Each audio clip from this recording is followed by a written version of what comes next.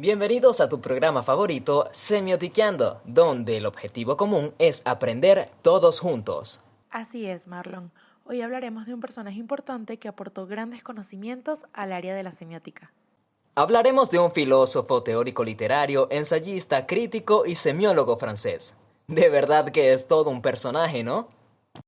Solo imagínense, se interesó tanto en estos campos que escribió sobre crítica literaria, filosofía del lenguaje, lingüística, los signos, los símbolos, la fotografía y pare de contar. Suena súper interesante. Ya quiero saber su nombre. Dilo. Roland Barthes. Sí, como escucharon, queridos oyentes, Roland Barthes nació en Cherburgo el 12 de noviembre de 1915 y murió en París el 26 de marzo de 1980. En su primer libro, El grado cero de la escritura de 1953, analizó las condiciones históricas del lenguaje literario y delineó los conceptos de lenguaje, estilo y escritura. En el propio Michelet, 1954, reconstruyó críticamente la imagen del historiador Jules Michelet, de 1798 a 1874, una recopilación de 53 artículos publicados originalmente en la revista New Express. Entre 1954 y 1956 fue posteriormente adaptada a mitología en 1957, que es una de sus obras más famosas en la que considera sistemáticamente el conjunto. Ese tipo de monstruo es la pequeña burguesía y comprendemos sus inconvenientes ideológicos. Cabe destacar que otros de sus libros fueron Fragmentos de un discurso amoroso, La cámara lúcida, La muerte del autor, El placer del texto, Diario de luto, Elementos de la semiótica, entre muchos otros. Influenciado por el pensamiento de Ferdinand de Saussure, Barthes propone una teoría crítica y subversiva sobre la semiología y rescata el poder de esta ciencia para entender el contexto cada vez más complejo de mediados del siglo XX. Siguiendo la corriente estructuralista, este autor desarrolla el debate teórico sobre la semiología con una innovación extraordinaria, dándole mayor presencia al receptor, es decir, al agente semiótico que interpreta los signos, ya que este también forma parte esencial de una estructura semiótica o sistema de significación. Para Roland Barthes, la ciencia de los signos abarca mucho más que la construcción de las palabras y sus representaciones. La semiología comprende todos los sistemas de signos, cualquiera que sean sus contenidos o límites. La imagen, el sonido, los gestos, los objetos son todos partes de un sistema que tienen significados semióticos. Barthes usó la semiología para conocer, entender y criticar la cultura y la sociedad occidental moderna. Sus obras comprenden interesantes análisis semiológicos de la vida cotidiana como la publicidad, la fotografía, los productos de consumo, de entretenimiento, la moda, la comida, entre muchos otros. En su libro La aventura semiológica podemos encontrar algo muy interesante y es que el autor nos dice lo siguiente, y cito: la semiología no podría ser tratada didácticamente hasta que estos sistemas hayan sido reconstruidos empíricamente. Sin embargo, para llevar a cabo este trabajo hay que disponer de cierto saber, círculo vicioso del que hay que salir mediante una información preparatoria, que no puede ser, sino a la vez, tímida y temeraria. Tímida porque el saber semiológico no puede ser actualmente más que una copia del saber lingüístico. Temeraria porque este saber tiene que aplicarse ya, por lo menos como proyecto a objetos no lingüísticos. Hablemos de los aportes que dio al cine. La conexión entre Roland Barthes y la película es muy pequeña, pero muy importante. En una entrevista realizada en el Cinema Manual en 1963, a Barthes se le plantearon 3 preguntas básicas: el significado de la película, la posibilidad de evaluar el tema como un lenguaje claro y la sintaxis. Barthes analizó la posibilidad del significado en las imágenes en movimiento y sus relaciones con otros planos, sin considerar la unión entre significantes y significados, es decir, símbolos. Tiene cuidado de no vincular el proceso de significado del discurso audiovisual con el proceso de significado del sistema del lenguaje. Apostó: el cine es un campo tan complejo, es difícil dar una forma de explicarlo, y ese es su encanto.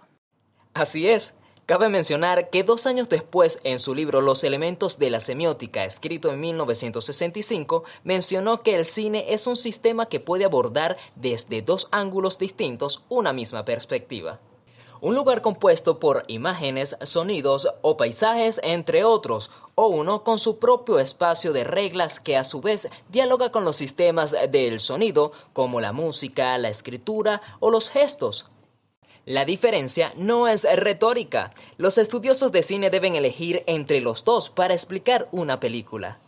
El primero es que el cine es una estructura en la que los elementos coexisten orgánicamente, y el segundo es que es un sistema que devora la supervivencia de los otros. Durante su aventura por el mundo de los símbolos, Roland Barthes descubrió que muchos de los símbolos han llegado a tal punto que creemos que son incluso naturales e innatos como parte de nuestros instintos. Recordemos que los símbolos existen solo como producto de una sociedad, y estos símbolos, a su vez, son los que la crean y representan. Dado que este es el principio de la semiótica, obviamente, la naturaleza no crea signos. Los humanos consideramos la naturaleza como signos. Claro, Valentina. Barthes muestra en sus obras que, obviamente, todos los significados obvios que le damos a la vida cotidiana son cuidadosamente construidos por nuestra cultura, especialmente por las instituciones que gestionan el poder. La sociedad está llena de signos aparentemente naturales. Sin embargo, todas nuestras actividades se reducen a convenciones culturales aprendidas y usadas en un contexto determinado. Pensemos por un momento en los sistemas de signos que usamos cotidianamente. El uso constante de ciertos signos hace que fluyan con naturalidad, es decir, hablar, escribir, saludar, vestirse, servir la mesa, hacer una llamada por celular, entre otros.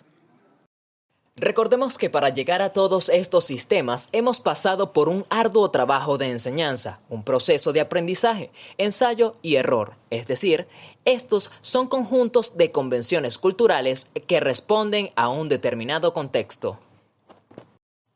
Sin embargo, este uso intenso y cotidiano de signos hace que adquieran cierto carácter natural. Este fenómeno es usado por instituciones de poder como la religión, los gobiernos e incluso la prensa y la publicidad, quienes al repetir constantemente sus signos nos convencen de que el uso del mismo debe ser natural y obligatorio para todos. A continuación, hablaremos de algunos aspectos en los que Barthes dio aportes. El primero es el mito. Un mito es una historia y por lo tanto un sistema de comunicación y significado. Es una creencia, una información específica que se puede expresar en cualquier tipo de idioma. Si miramos hacia atrás a sociedad y su dualidad lenguaje-habla, el mito de Burns es una especie de habla, es decir, al transformar las cosas en un estado de lenguaje, entran automáticamente en el universo de las costumbres sociales, el universo de los mitos. Además, Barthes dijo que todos los idiomas pueden admitir discursos fabulosos. El lenguaje y el metalenguaje. El metalenguaje es el idioma en el que hablan sobre el idioma en sí o sobre otro idioma. Por el contrario, otro lenguaje llamado lenguaje objeto puede entenderse como un metalenguaje de un sistema de significado más simple. El metalenguaje puede ser el mismo que su idioma de destino, como un libro que habla de otro libro, o puede estar representado por un metalenguaje diferente.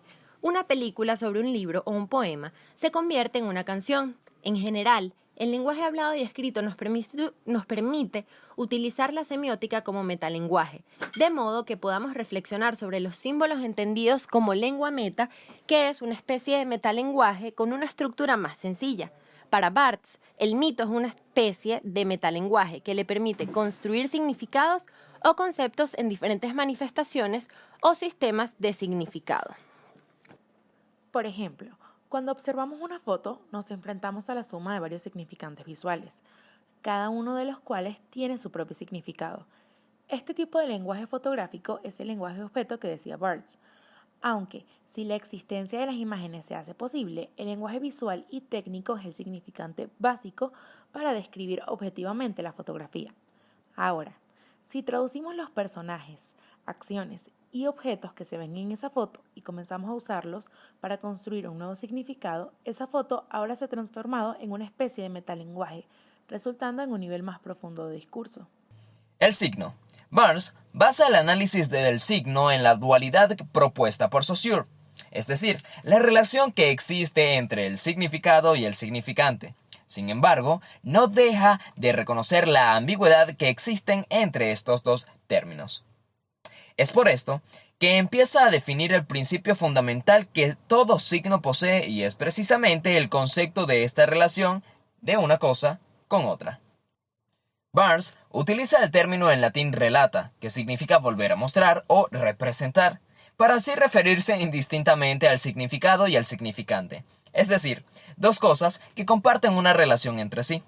Barnes también analiza brevemente 5 niveles en relación a la existencia de estas dos relatas.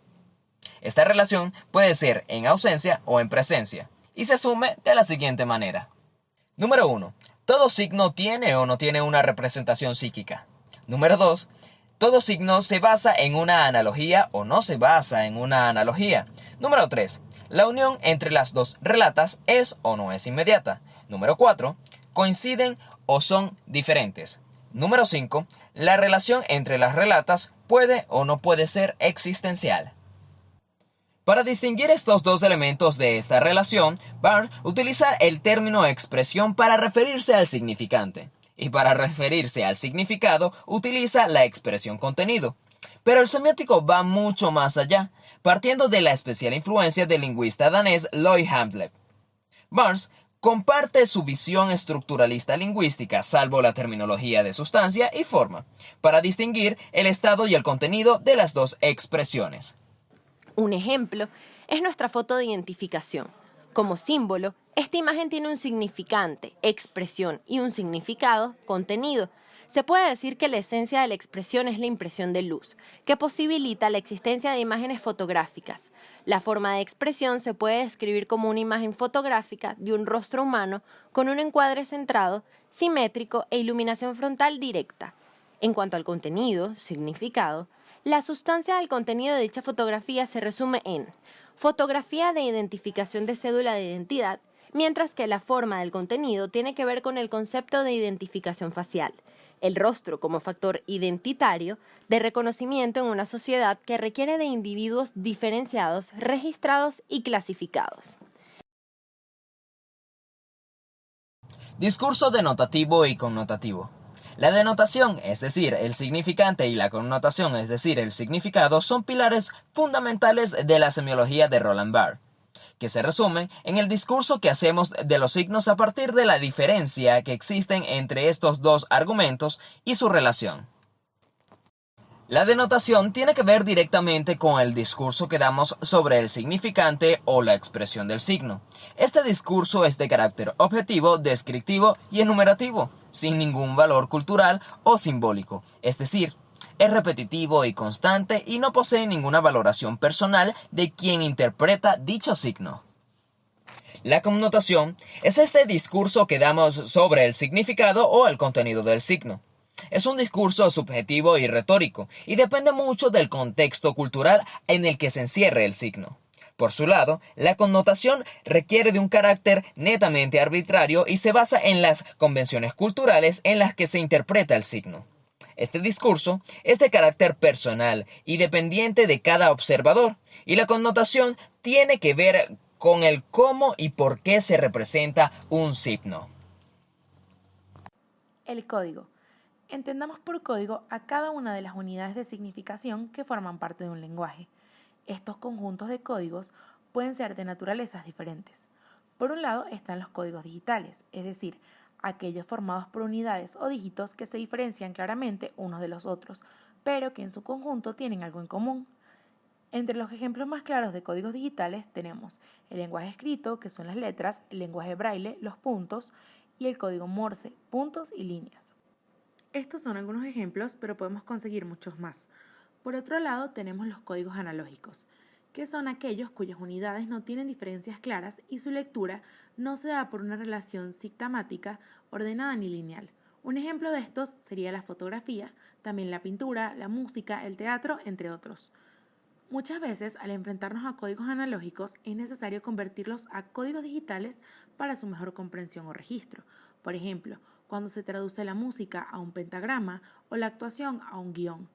También lo podemos encontrar al describir una imagen y sus técnicas de reproducción con el uso del lenguaje oral y el escrito. El mensaje metalingüístico. El mensaje lingüístico es aquel cuyo código es la escritura, es decir, las letras, las palabras y el idioma. Barthes nos recuerda la importancia del texto escrito y su relación que éste genera con las imágenes. Para Barthes, el lenguaje oral y escrito es el más importante de todos los lenguajes, en el sentido de que nos permite generar discursos sobre otros sistemas de significación. Es por esto que considera que uno de los problemas de la imagen es su carácter polisémico. La importancia del código lingüístico, cuya función en relación a la imagen, Barthes la determina como de anclaje y relevo, entendiendo la imagen bajo la metáfora de un barco a la deriva, flotante en un océano de significación. La palabra, oral y escrita, amarra una imagen con su significado. Los ejemplos más claros de cómo un texto cumple con la función de anclaje están en los piedefoto de las noticias de prensa escrita, en los libros ilustrados, en la publicidad que vemos a diario, en una tarjeta o una postal, etc. En cambio, la función de un relevo se observa más en ejemplos como el cómic, el cine, en un manual de indicaciones de usuario, en un tutorial por internet, etc., en los cuales el texto cumple una función mucho más importante y la imagen solo se convierte en un refuerzo. El mensaje icónico no codificado hace referencia tanto al tipo de imagen y sus características técnicas básicas como a la identificación de la escena mediante la descripción literal. Por ejemplo, si se trata de una fotografía, se describe la composición, la iluminación, los objetos identificables, los personajes, los hechos de cada escena de manera clara y objetiva.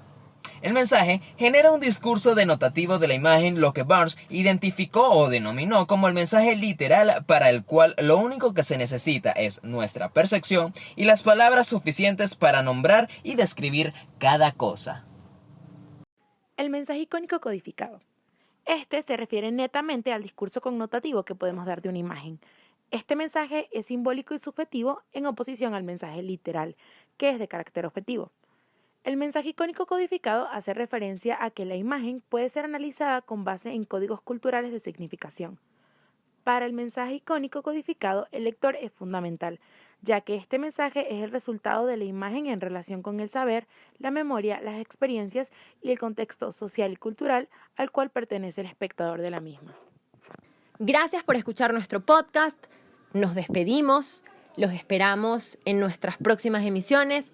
Valentina, Marlon y mi persona se despiden.